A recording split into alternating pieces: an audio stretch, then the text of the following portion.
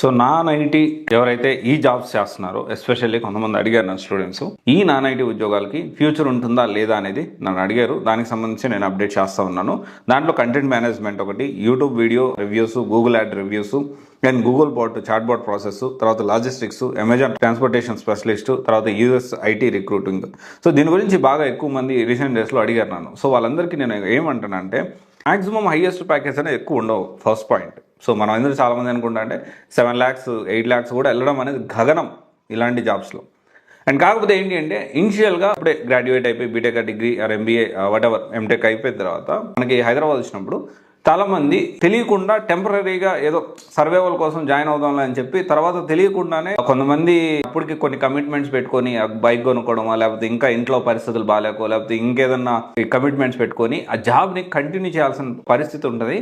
కళ్ళు మూసి తెరిచే లోపల 5-6 సంవత్సరాలు గడిచిపోతాయి. 5-6 సంవత్సరాలు గడిచిపోయిన తర్వాత అరే ఏంద్రా బాబు, అప్పుడు మనం మ్యాచెస్ చూసేటప్పుడు కానీ లేకపోతే ఇంకోటి కానీ మనం కొంతమంది ఫ్రెండ్స్ వేరే వాళ్ళ గ్రోత్ చూసుకుంటే కానీ అరే ఇది కరెక్ట్ కాదు, మనము కెరీర్ ట్రాన్స్ఫార్మ్ అవ్వాల్సిన అవసరం ఉంది, స్విచ్ అవ్వాల్సిన అవసరం ఉంది అని రియలైజ్ అయ్యేసరికి చాలా టైం పడిపోతుంది. అందుకనే జాయిన్ అయ్యేటప్పుడే మీరు పిఎఫ్ లేకుండా ఉంటే జాయిన్ అవ్వండి. అండ్ ఇవన్నీ కూడా టెంపరీ ఉద్యోగాలు.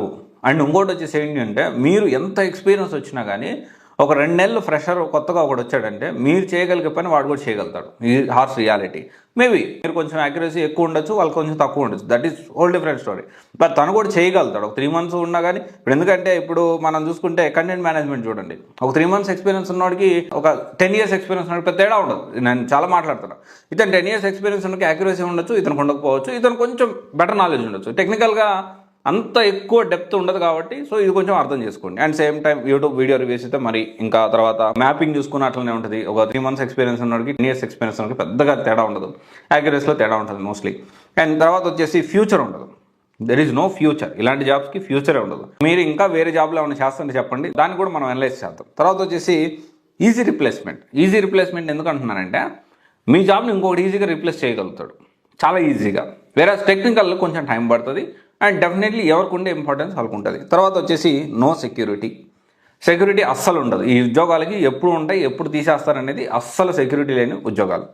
అండ్ మిగతా వారికి, సాఫ్ట్వేర్ వారికి, ఐటీ వారికి ఉంటుందా అన్న దీని గురించి, మీరు దీనికి సెక్యూరిటీ లేదంటున్నారు దానికి సెక్యూరిటీ ఉంటుందంటే, ఇదేంటి అంటే వాటికి సెక్యూరిటీ లేకపోయినప్పుడు ఆ స్కిల్తో మనం ఎక్కడికైనా వెళ్ళి బతకడానికి అవకాశం ఉంటుంది. కంపారిటివ్లీ దీంతో వచ్చుకుంటే కొంచెం బెటర్గా ఉంటుంది.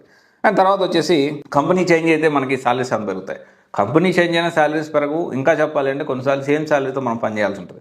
సో ఇవన్నీ కన్సిడర్ చేసుకొని ఇలాంటి నాన్ ఐటీ ఉద్యోగాలు మీరు ఏమైనా చేస్తుంటే దయచేసి నేను ఏమంటున్నానంటే, ఫ్యూచర్ గురించి ఆలోచించి స్విచ్ అవ్వడానికి ప్రయత్నం చేయండి. ఓకే. అండ్ ఇంకా వేరే ఉద్యోగాలు మీరు ఏమైనా చేస్తుంటే కమెంట్ చేయండి. Definitely I work on it and I update you. Okay. Thank you. All the best. This is Raj signing off.